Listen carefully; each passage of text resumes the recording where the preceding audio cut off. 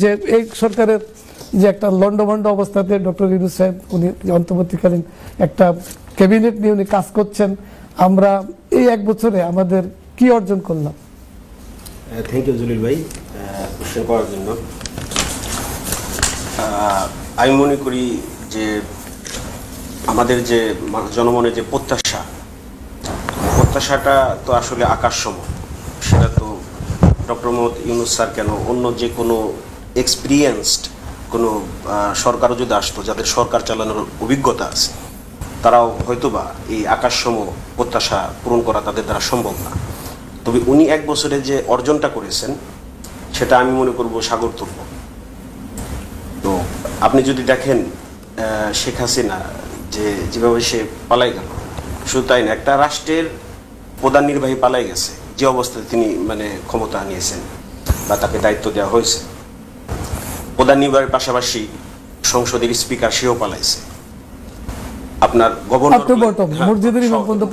ঢাকেশ্বরী মন্দিরের পুরোহিত পালাইছে।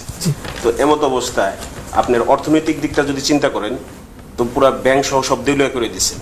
প্রায় 40টা ব্যাংক রেড জোনে চলে গেছে। ওটা উনি নিয়ে আসছে, আমরা জানতে পারলাম যে ব্যাংক মোটামুটি সচ্ছল। হ্যাঁ, তো তারপরেও দেখেন আসার সাথে সাথেই কিন্তু সবাই কিন্তু ঋণের টাকা ফেরত পাওয়ার জন্য কিন্তু আদনানি গ্রুপকে উনি টাকা দিয়ে তো এমত অবস্থায় দেশে তো একটা আসলে ফ্যামিন হওয়ার কথা ছিল, এই ফ্যামিনটা কিন্তু হয়নি। তারপরে আপনার যে আনরেস্ট সিচুয়েশন, এখানে যদি একটা গৃহযুদ্ধ লেগে যেত, সেটাও কিন্তু অবাক হওয়ার কিছুই ছিল না। সেই গৃহযুদ্ধটাও কিন্তু কাটিয়ে উঠতে পারছেন উনি। তো আবার এরকম বিপ্লব হলে অনেক সময় দেখা যায় যে পাল্টা বিপ্লব হয়। আওয়ামী লীগ বা ইন্ডিয়া এরা একত্রিত ভাবে সেনাবাহিনীর ভিতরে বা অন্যান্য অ্যাডমিনিস্ট্রেশন সবাইকে মিলে পাল্টা বিপ্লব তো করতে পারে, সেটাও কিন্তু হয়নি। এটা শুরুটা কিন্তু হয়েছিল, আমরা যদি আপনাদের মনে থাকে, আমাদের এটা বিচারকরা কিন্তু একটা কুয়ের আয়োজন তারা করছিল সেখানে, সেটাকে প্রতিহত করা গেছে।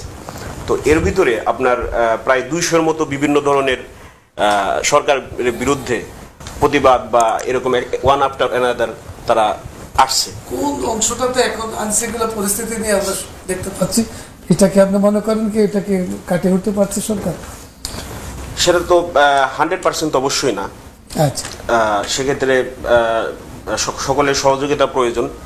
তারপরে আপনার গত সানডেতে আমি একটা আমার দেশ পত্রিকার একটা রিপোর্টে দেখলাম, সরকারের ভিতরে থাকা 4 জন উপদেষ্টা তারা আওয়ামী লীগদের রিইনস্টেট করার জন্য তারা এখনো উঠে পড়ে লেগে আছে সরকারকে সহযোগিতার জায়গায়। তো এদেরকে তো স্যাক করা দরকার ছিল, রাদার তারা রিইনস্টেট করছে।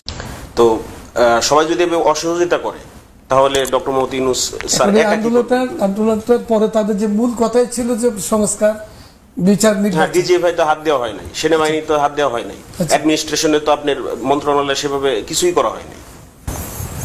Therefore there are lots of things to do.